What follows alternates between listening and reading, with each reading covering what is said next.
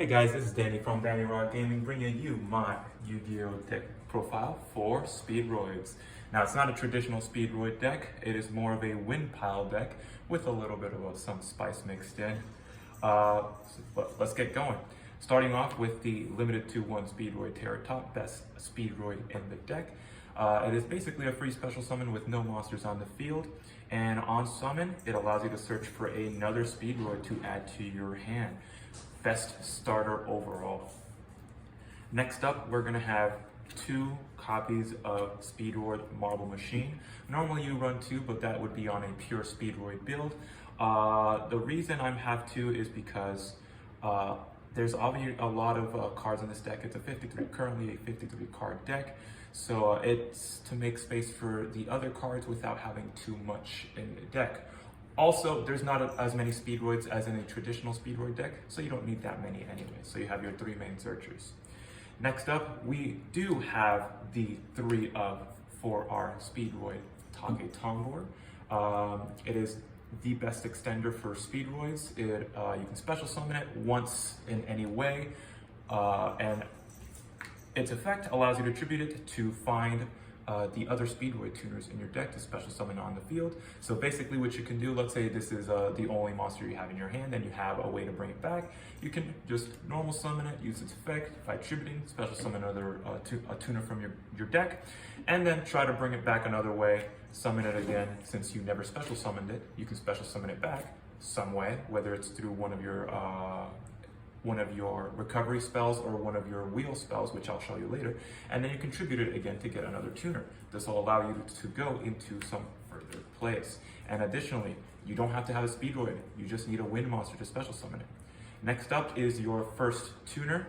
It's also an extender in Speedroid Card Turbo. Just like Speedroid Take Tombor, you need to have a wind monster on the field to special summon it. You are only allowed to special summon it once by its own effect. However, you are not limiting it to summon it one time by a special summon like Take Tombor. Additionally, when it's in the graveyard, it allows you to banish it along with another Speedroid to increase the attack points of all your wind monsters plus 800. It's also it is one of your first tuners. Next up, we have 2 copies of Den Den Daiko Duke. 2 copies is just perfect. 1 is too little, 3 is too many. It is, otherwise it's a brick. You don't really want to see this in your starting hand. It is one of the best tuners because when it's in the graveyard, it allows you to banish it as cost and non-target special summon a Speedroid tuner from your hand or graveyard. So it catches people off guard when you use its effect because you don't target. Next up, we have the one-off tuners. We got Speedroid Fukumidoshi Piper, one of my favorite cards in the deck. It is basically a pot of prosperity on legs, and its power increases with the more wind monsters you have on the field. Basically, it counts how many other wind monsters are on the field and allows you to excavate a card for each one. And then you don't even have to have a Speedroid card. You can just add any card you excavate. So you can go from anywhere between 1 to 5 excavates, unless you just summon it by itself, in which case you won't get anything. It also has a grave effect in which you can banish it to decrease the level of a wind monster on your field by 2. And finally, the best tuner, which is Speedroid Red Eye Dice. The reason it's the best tuner is because it allows you to make anywhere between Synchro 3 to Synchro 7 plays. You can target another Speedroid on your field and modify its level, changing it completely from anywhere from 1 to 6, which you can have different applications for. You can also use this to make some Xyz play if you wanted to, such as the Lurlusks plays. Also to throw off your opponent by declaring a level 1. But this is going to be the main facilitator for summoning your level 3 Synchro tuner. On to the Speedroid spells. We're going to play 2 Speedroid Wheels. Speedroid Wheel is a crazy card. You need to discard a card to activate it, but it is basically an e-tele for your Speedroids. Once it's activated, you roll a dice, and based off of what your dice lands on, you are allowed to special summon Speedroids whose levels add up to that, from anywhere from 1 to 2 Speedroids. For example, if you roll a 6, you can special summon 2 level 3s. And they don't even have to be different names. You can just special summon 2 of the same name if you wanted to. Next, we have our Monster Reborn, but for Speedroids in 2 speed recoveries. Amazing card. It's not once per turn. If you have 2 of them in your hand, you can basically use both of them. They act as Monster Reborns on the first time you use them from your hand, and when they're in the graveyard the next turn, you can use them as a monster reincarnation to bring back a Speedroid from your graveyard to your hand. And then finally, the last Speedroid card, we got Speed Recovery. Speedroid Duplicate. It is a trap card. It is basically a compulsory evacuation device. The only thing is you need to have a wind monster in your graveyard in order to activate it, as you need to banish a wind monster. But it doesn't just affect monsters on the field, you can also bounce spell and trap cards. Additionally, it has a grave effect once per duel in which you can target a Speedroid and it special summons itself as a level 1 tuner while taking away 1 level from that Speedroid. Alright, on to the next part of the deck. It is not just purely a Speedroid deck. I'll be moving these to the side here in the order that I used them in. Next up, we will have a Windwitch engine. So Speedroids work well, Windwitches and Speedroids work very well, as basically they allow you to bring in a Crystal Wing for free. So we're gonna run 3 Windwitch ice spells. Just like Terror Top, she special summons when there's no monsters on the field, and when you special summon her with this effect, you are allowed to special summon another Windwitch directly from your deck of a different name.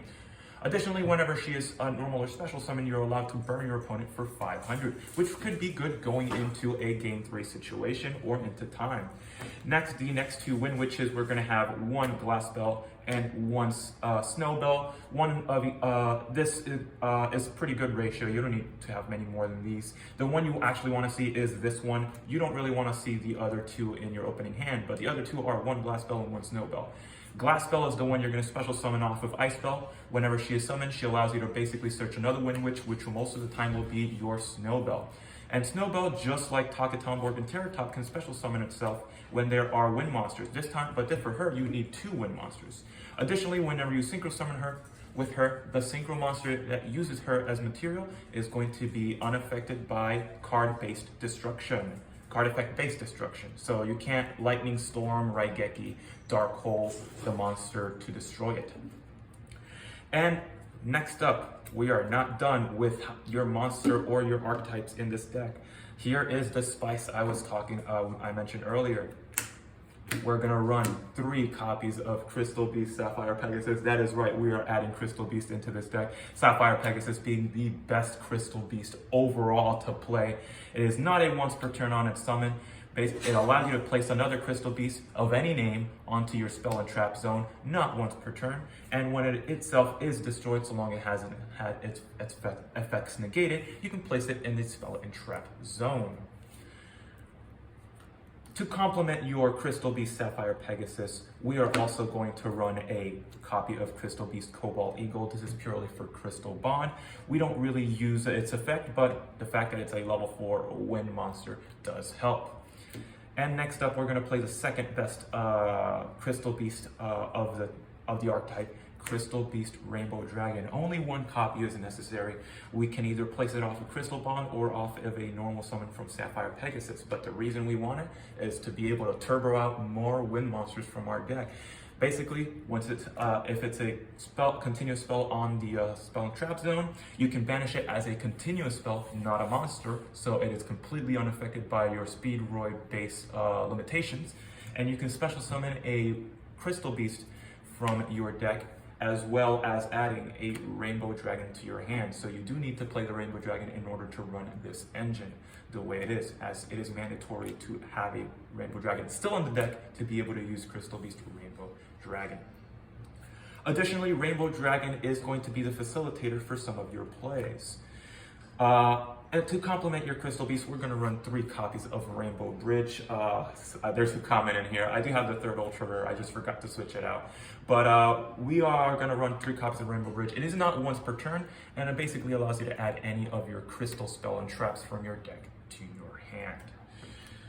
Additionally, to complement the original Rainbow Bridge, we're also going to run 3 copies of Rainbow Bridge of the Heart, which allows you to get an additional normal summon for any Crystal Beast monster, which is basically going to be Sapphire Pegasus most of the time. It is not a triggered normal summon effect. It is a continuous normal summon. Additionally, it has a search effect in which you can destroy a crystal beast from your hand or field, anywhere on the field, to search for your crystal spell and traps. And then finally, the third effect is the one that catches a lot of people off guard and allows this to be a board breaking card. Anytime a crystal beast is placed in your back row, it allows you to bounce a card from your opponent's field back to their hand. It can also be used during the damage step. Next, our first crystal card is going to be one copy of Crystal Bond. One copy is more than enough because you're going to be cycling through your crystal beast pretty easily if you open up with a Rainbow Bridge. It allows you to place a crystal beast on your spell and trap zone, as well as add one to your hand, which most of the time you'll be placing Crystal Beast Rainbow Dragon in your spell and trap zone to basically start your plays. Next up, we're going to run 2 copies of Awakening of the Crystal Ultimates. The other reason why you need to run Rainbow Dragon is this card right here. It basically allows you to choose one effect. You must reveal Rainbow Dragon to use them. The first effect is you can take one Rainbow Bridge card, whether it's Rainbow Bridge of the Heart, the original Rainbow Bridge, or the trap card, Rainbow Bridge of Salvation, and you can add it to your hand or send it to the graveyard. The other effect is it allows you to special summon a crystal beast from your hand, deck, field, or graveyard to your field. Normally this is used with Ruby Carbuncle, but as you can see, I am not running Ruby Carbuncle, so you can just use it to special summon your Sapphire Pegasus if you wish to use that effect. The next card is one copy of Rainbow Bridge of Salvation. You can send this off of Awakening of the Crystal Ultimates, or also run Foolish Burial Goods if you wish. Also, it has the on-field effect, which not a lot of people use, but can come up, especially against Fluanderis, in which you can set this and activate it if there are 2 or more monster types among level 10s on the field. Basically, the game gets reset. All of the cards on the field, hand, and graveyard, except for this one, will get shuffled back into the deck, and both players will redraw 5 cards. Additionally, you want to have this in the graveyard. When it's in the graveyard, you can banish it as cost, and it allows you to add a Crystal Beast as well as a field spell from your deck to your hand. And then finally, the last crystal cards are going to be 2 Crystal Conclaves. So we gotta add a little bit of Conclave control here. You could replace 1 Conclave for 1 Crystal Miracle if you wish. However, I prefer the 2 Crystal Conclaves. If a Crystal Beast monster is destroyed, specifically as a monster, you can special summon another one from your deck. Additionally, on a non-once per turn, you can send a face-up copy of Crystal Conclave to the graveyard and target a Crystal Beast on the field as well as another card and send it back to the hand. So if you have 2 of these face-up and 2 Crystal Beasts, you can use both of them, but not in the same chain. It specifically says it cannot be on the same chain. That will be it for our Crystal Beast cards. Next up, we go into some utility cards that helps us facilitate a few of our plays. As you can see, we do have a lot of stuff that can mess us up in terms of drawing Rainbow Dragon specifically. So there are ways to deal around it. We are going to play 2 copies of Foolish Burial Goods to get our Rainbow Bridge of Salvation to the graveyard. In case you can't, you also have other targets like Speedroid Duplicate and your Speed Recovery. The next utility card we're going to have is we need a field spell for our Bridge of Salvation. So 1 Necro Valley, basically one of the best. It used to be the 2nd best field spell. Now that Mystic Mind's banned, it is probably the best overall field spell in the game right now. Next, to facilitate our plays, especially with Rainbow Dragon in hand, we're going to play 3 copies of Small World. It is just a weird searcher. You could also run Pot of Prosperity, but I'd rather not sacrifice the extra deck. So Small World is just fine. You just reveal a card in your hand. You have to have another one in your deck that has exactly one of either a same level, type, attribute, attack, or defense. Reveal it to your opponent, and then you take another card that has the same one of each of the 5 things that was mentioned in the card, and you can add it to your hand. The way I use this is with the following cards: Droll and Lockbird, Barrier Statue of the Stormwinds, and Kashtira Unicorns. These are what is called your bridge cards for Small World. However, on their own, they can provide some utility to the deck. Droll and Lockbird allows you to stop your opponent from searching further. Barrier Statue of the Stormwinds can lock your opponent out of special summoning of non-win monsters, and Kashtira Unicorn forces your opponent to be careful with what effects they activate if they don't want to lose a monster from their extra deck. Additionally, Kashtira Unicorn is a free special summon if there are no monsters on the field. But the normal way you want to use these cards is, for example, with Small World. The main example I always use is Droll and Lockbird.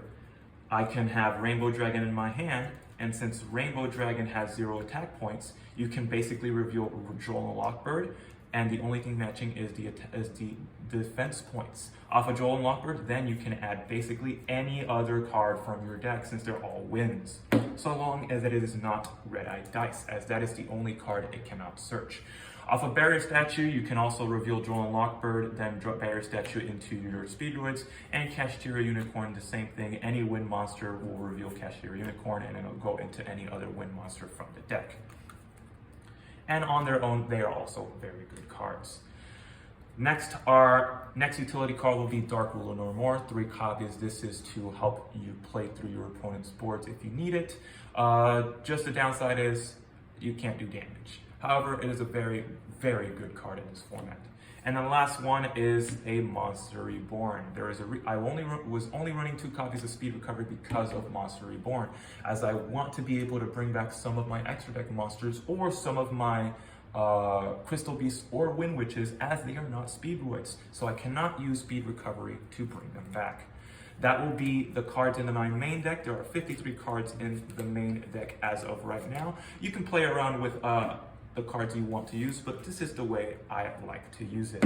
Next up, we have our extra deck. So in our extra deck, we have 1 copy of High Speedroid Rubber Band Shooter. You need 2 win monsters to summon it, which every single card in the deck basically is. It has 2 effects. It provides you an extra normal summon, and also the second effect allows you to search 2 Speedroids by banishing a synchro monster of a certain level. Your Speedroids have to match that level when you add them up. Then your opponent will randomly add 1 of those cards to your hand.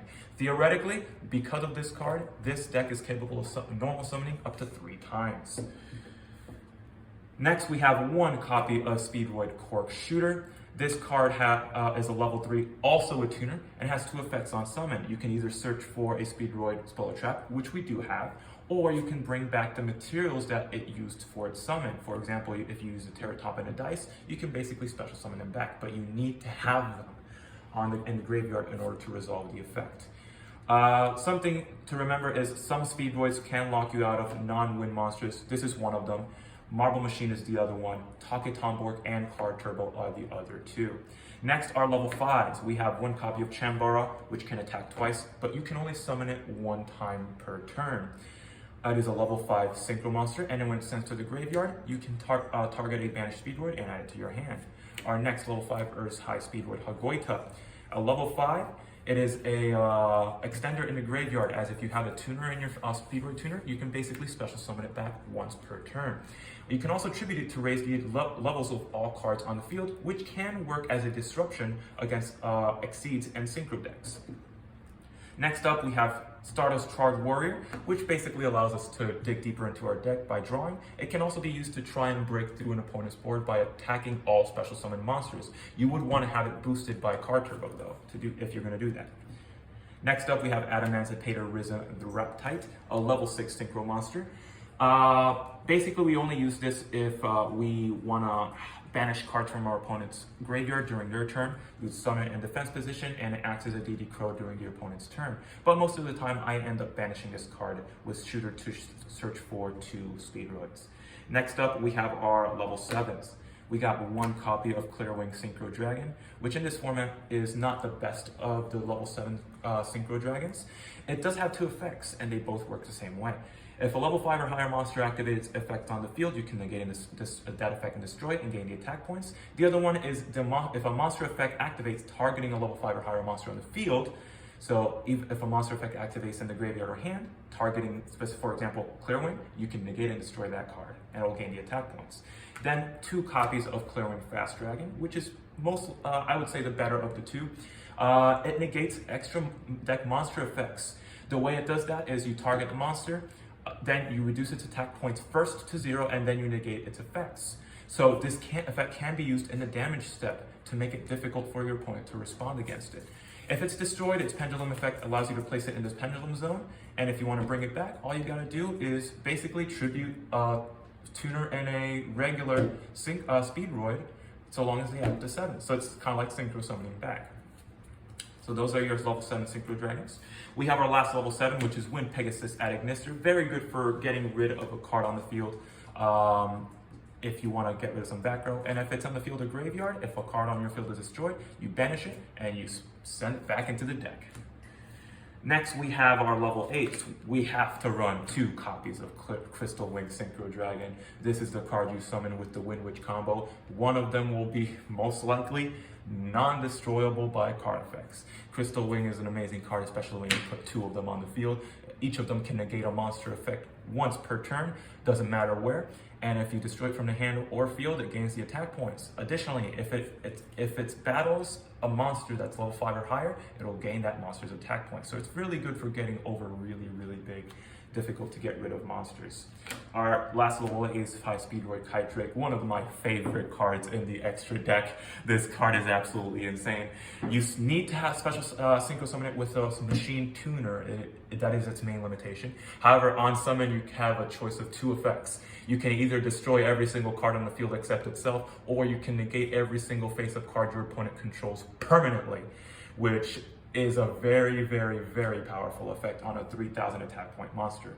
Next is our level 9. You can either run Virtual World Beast QB Shen Shen, or in my case, Stellar Windwolf Riot, which I prefer for this format, as it gains attack points for every single monster effect that activates.